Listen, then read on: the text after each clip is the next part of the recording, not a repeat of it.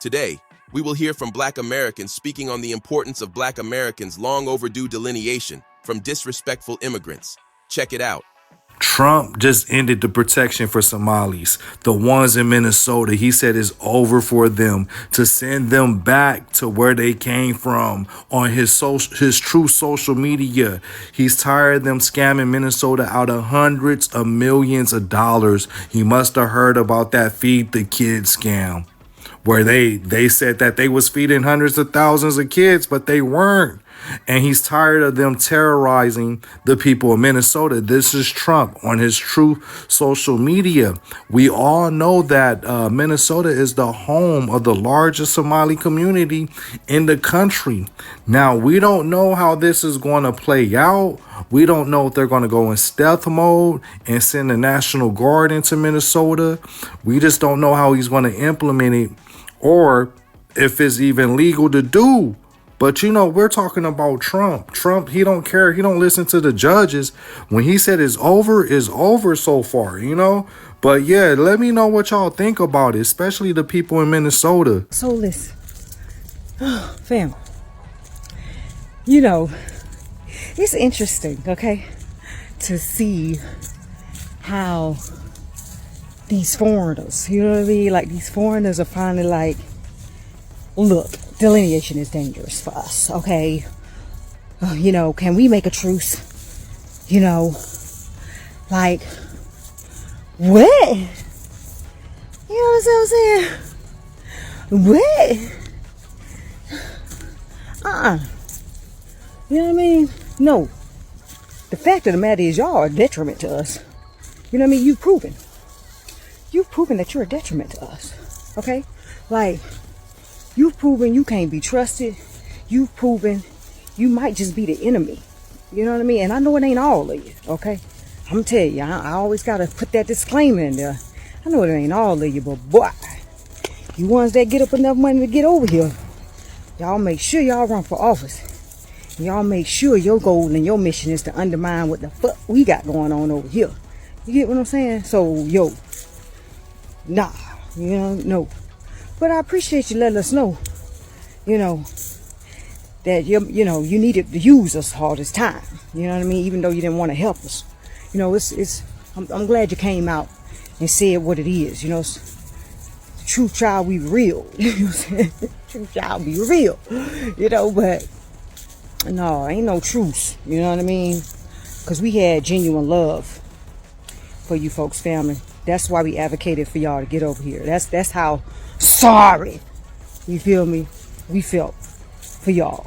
When we saw them bellies and shit, we was like, look, we got to get these people up out of Africa. You know what I mean? And then y'all come over here with that shit. Oh, no. But we understand, and it's cool. It ain't no hate. You know what I'm saying? We just got to do what we got to do for our people, for ourselves. We got to stand up for ourselves the way we stand up for other people. That's all. We just got to learn how to put ourselves first. And y'all got to learn to do that shit too. Put yourselves first. You know what I'm saying? Quit waiting for somebody else to put you first. Put yourself first in your own continent and take your country back, bitch. You know what I'm saying? Because that's what we had to do. That's what we going to continue doing. You know what I mean? Till we back in the position of the power that we need to be in. That's all it is. The family. Sign a petition in bio. FBA all day. Peace and blessings, love. Ethnic Black Americans, Killmonger was right. He was a little psychopathic in how he carried it out, but his mind was clear in terms of what he was doing and why he was doing it. Continue to delineate. Killmonger was right. Why does it seem like some immigrants and first generation, second generations are angrier at Black Americans who said this is not our fight than they are with the people who are fighting with them? Why are you coming on here saying things like, well, we told you after the whole situation in Chicago, we told you that you were next. We told you that you were next. What do we have to do with this? Like, I don't understand why you feel so moved to humble Black Americans. You want Black Americans to be humbled so badly. It gives the feeling of jealousy. It gives the feeling of You are upset that we are not in the same situation as you. We're not. It doesn't matter if Black Americans, if ICE comes to all black American apartment complex and harass those people, because they're not getting deported. And even if they did get deported, that would be unlawful. Because where are they deporting them to? This is our home. We're not immigrants. Okay? So the whole FAFO, even if we fuck around, we already know. We're not going to find out because we already know. They've been doing this to us. It's like you want us to be beneath you so bad, and you are upset that you feel like we have one over on you because we're citizens. So you constantly try to make this our problem. And I'm not saying that human rights is not a problem for everybody.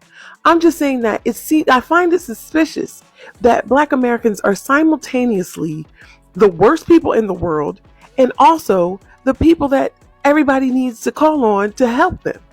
Like, make up your mind. Is it Uchiwali? Is it one mic? What do you want from us? What do you want from us? And why do you feel compelled to make us feel like we're in the same situation as you when we're not? Even though we're all in this situation of America and the system and everything is different. You have an immigrant story that we simply do not have, and get over that. Like, I don't know what to tell you, but the approach that you're taking is not going to work with Black Americans. I can tell you that. We're just going to dig our heels in because we feel like we've already done the hard work. Stop trying to drag us back into a situation that we've already done. After Kamala lost, after everybody tried so hard to get people to vote, I didn't even like Kamala, and I still voted for her. And all the Black Americans I know were like, well, this is going to be horrible if he takes office. So just do that. And y'all couldn't even do that. So what do you want us to do? That was our last ditch effort of sanity. You didn't do that, and now you mad because we like, well, what you want from us? And you're chomping at the bit at any opportunity to make us feel humble because of our position. I really wish you would stop because it just isn't the same for us. It just isn't going to be. It isn't. So it is what it is. I've said this before. I'm going to keep on saying it because y'all not hearing me.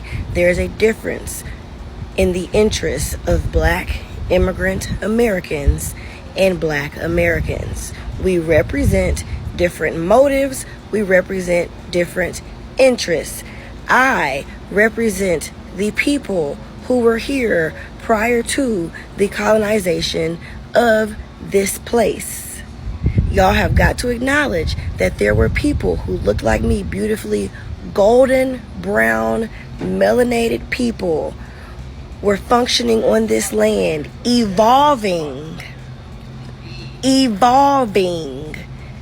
Over here, we have adapted to this land here. It is ours, and we are fighting to maintain what is ours. Immigrants, I'm sorry, are doing what colonizers do.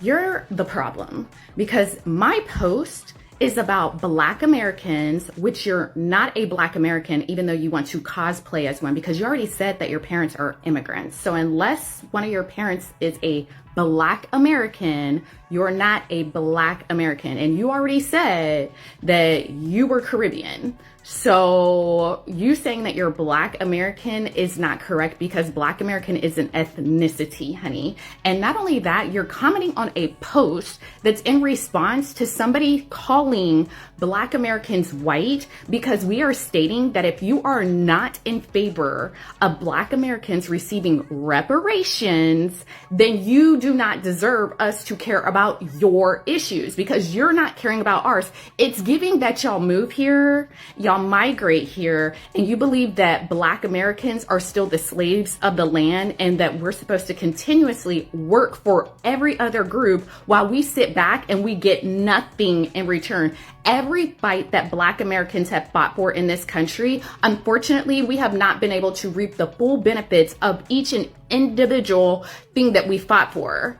Every system put in place that immigrants get when they come here, because as much as y'all like to deny that y'all don't get assistance, that's a bold-faced lie. That's a bold-faced lie. Y'all be talking about, I came here with no money in my pocket, and all of a sudden y'all own businesses, y'all own cars, y'all own homes.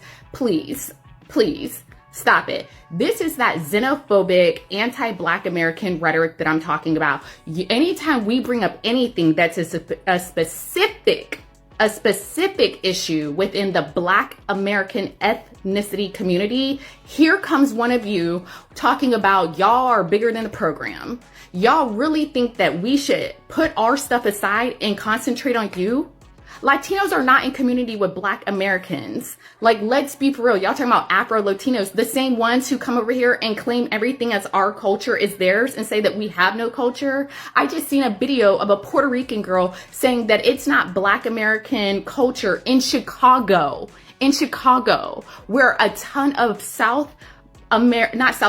Black people from the South moved to Chicago. That's why there's such a high population of Black Americans. And our very culture, a whole bunch of Puerto Ricans are in their Puerto Rican parade doing Black American dances to Black American sounds, inspired sounds, and had the audacity talking about, this isn't Black American, this is Chicago culture. That's the erasure that y'all do when you come here. So absolutely not. We are not going to care about your issues anymore. The fact that we bring up our issues that are impacting our culture, and in response, you guys always bring up whatever issue that is impacting you like it's bigger than the program. It's not bigger than the program, babes. We, as the newest generations that are coming up, we are no longer putting other communities ahead of ours for the sake of just Blackness. Because when y'all come here, y'all make it super clear that y'all are a different type of Black. Y'all only want to say that y'all are united in Blackness because when it benefits you. Remember,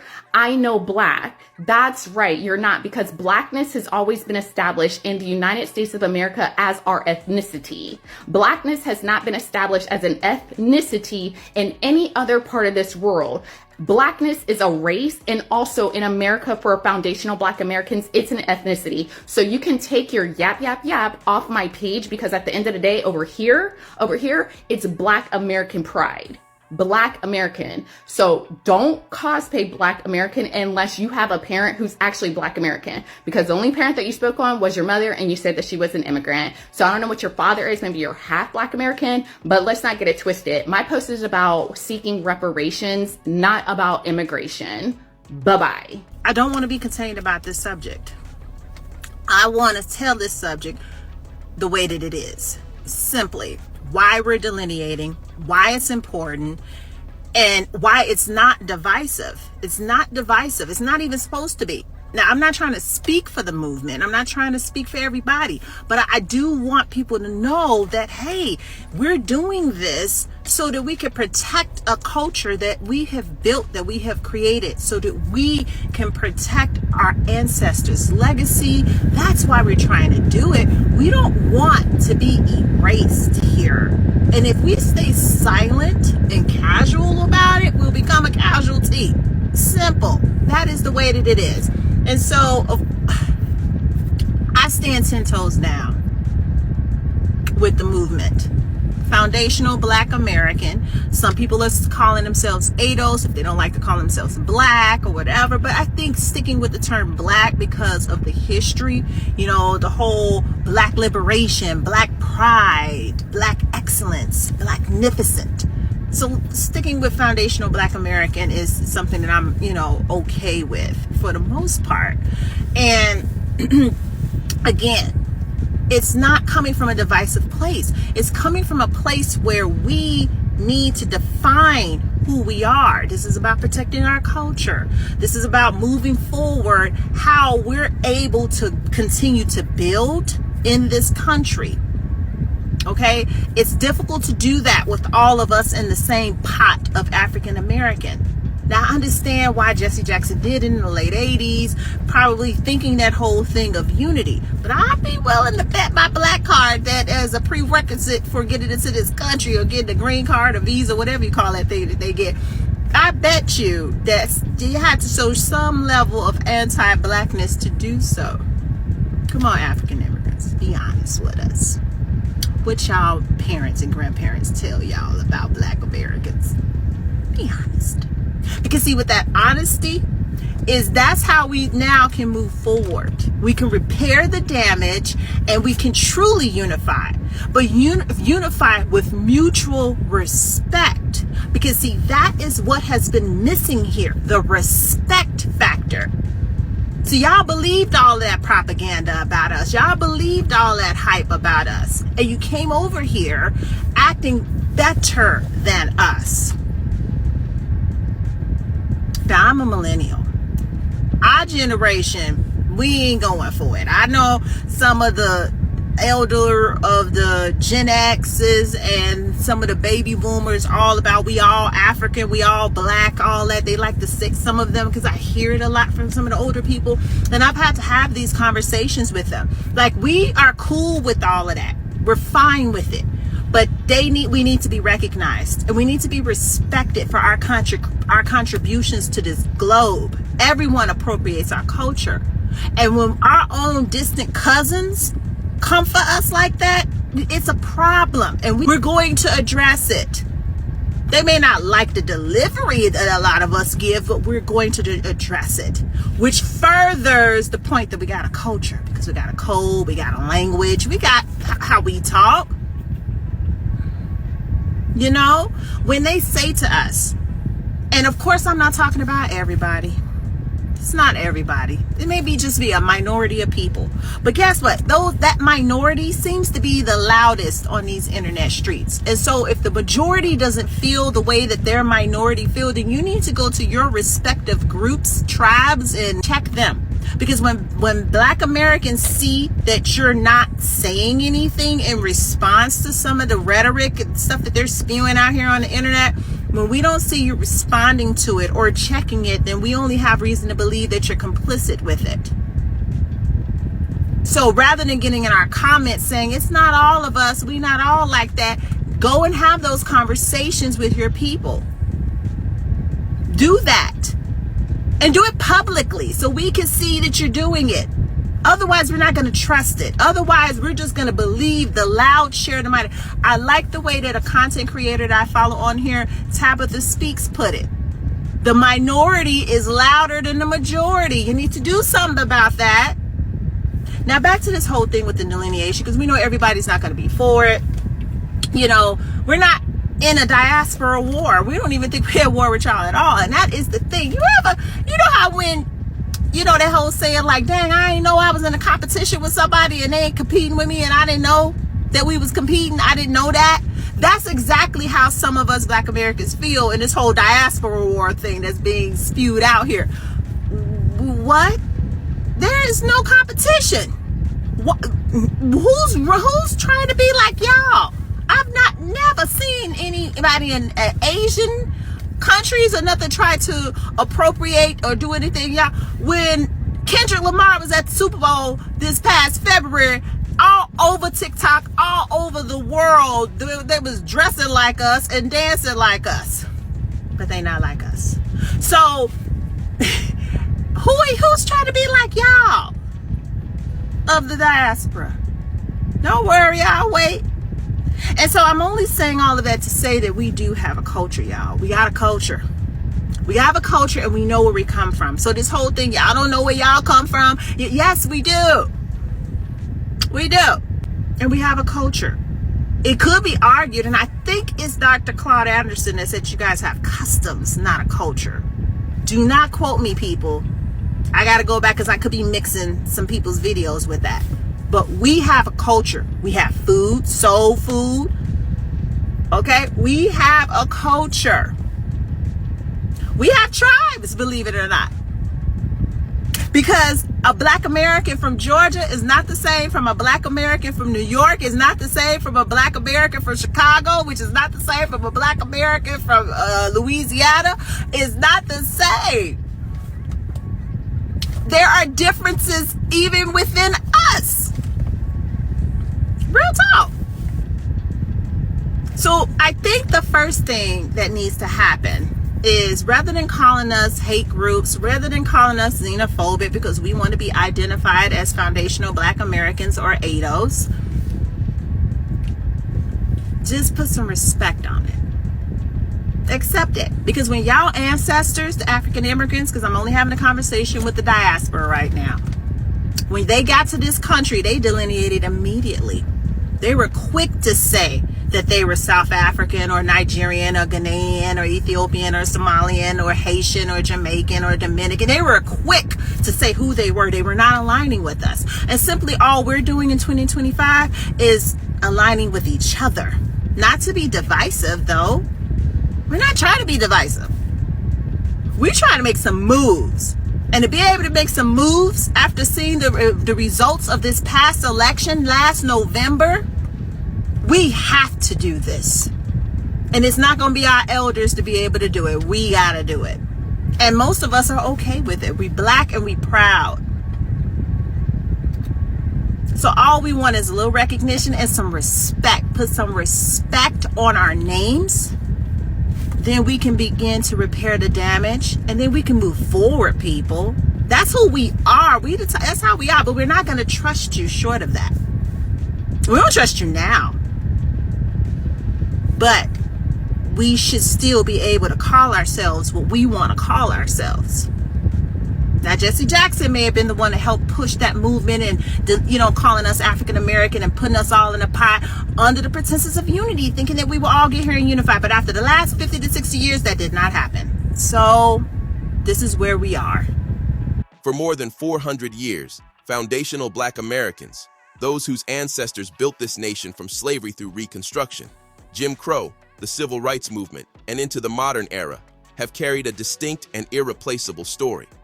It is a story forged through forced labor, legal segregation, generational terror, political resistance, and cultural brilliance. And today, as America continues changing, the need for clear delineation, a respectful but firm distinction between foundational black Americans and black immigrants, has become more important than ever. Delineation is not about division. It is about accuracy, justice, and preservation. For too long, the unique lineage, struggle, and achievements of foundational black Americans have been blended into a vague, catch-all black category that erases the specific people who built the foundation upon which America stands. FBA delineation is a corrective, an act of self-definition. It ensures that our history, our lineage, and our political claims remain intact, unmuddied, and respected. Historically, no group has paid a higher price for American democracy than black Americans whose ancestors were enslaved here. The wealth of this nation, its cotton industry, its early banking system, its railroads, its agricultural expansion, was built directly on the backs of FBA labor. And even after emancipation, it was foundational black Americans who endured lynching, redlining, disenfranchisement, and segregation, yet continued to push the country toward its own stated ideals. During the 1950s and 60s, the Civil Rights Movement, led overwhelmingly by foundational black Americans, changed the legal architecture of America. From the bus boycotts to sit-ins, from Freedom Summer to Selma, FBA activists fought, bled, and died to dismantle racist immigration quotas, racist labor laws, and racist voting restrictions. One of the most overlooked facts of American history is this: the Immigration and Nationality Act of 1965, the very law that opened America's doors to millions of black immigrants, was made possible by the sacrifices of foundational black Americans. Had it not been for the victories of the Civil Rights Movement, the U.S. immigration system would have remained locked under the old racial quota structure that favored Europeans almost exclusively. It was the courage of FBA leaders, people like Dr. King, Malcolm X, Medgar Evers, Fannie Lou Hamer, Ella Baker, and countless unnamed foot soldiers that forced America to remove racial barriers in immigration policy. In a real sense, immigrant opportunity is a direct inheritance of FBA struggle. Yet as the decades passed, especially from the 1970s forward, many black immigrant communities began entering America without the historical context of the FBA fight. And instead of solidarity, many arrived misinformed, influenced by anti-black stereotypes, or pressured to assimilate into anti-black racial hierarchies. Some gravitated toward distancing themselves from black Americans, adopting the biases of the dominant society to gain proximity to whiteness. In many cases, politics, workplaces, corporate spaces, academia, and business sectors, certain immigrant groups aligned themselves with conservative anti-FBA institutions. Others participated in reinforcing disproven myths about foundational black Americans being lazy, criminal, or undeserving, even while benefiting from the system's FBA ancestors forced open.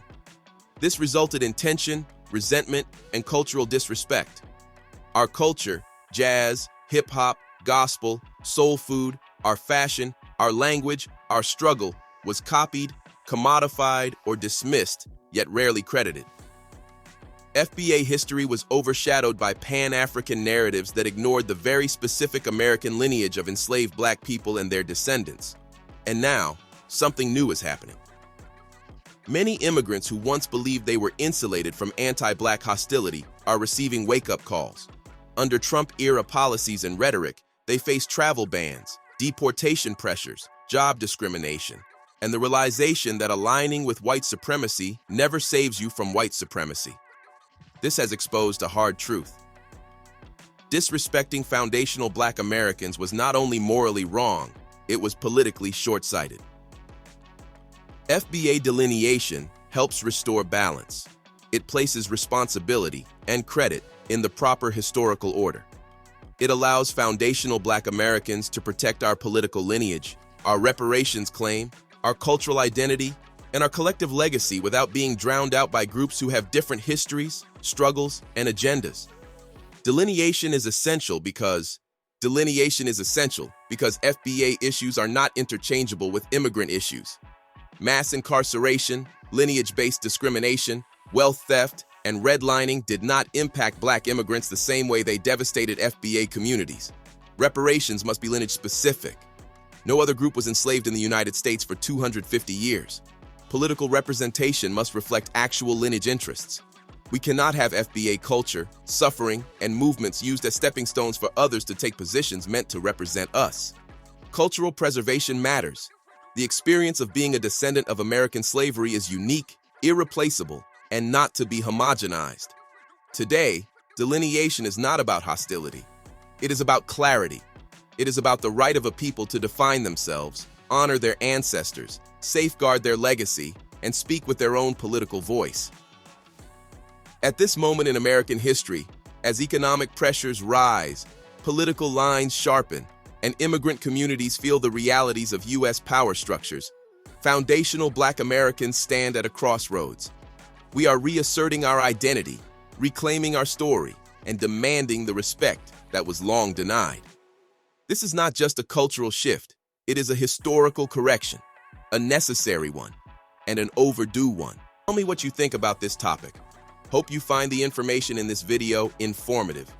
Feel free to like, subscribe, share, comment. Thanks for watching.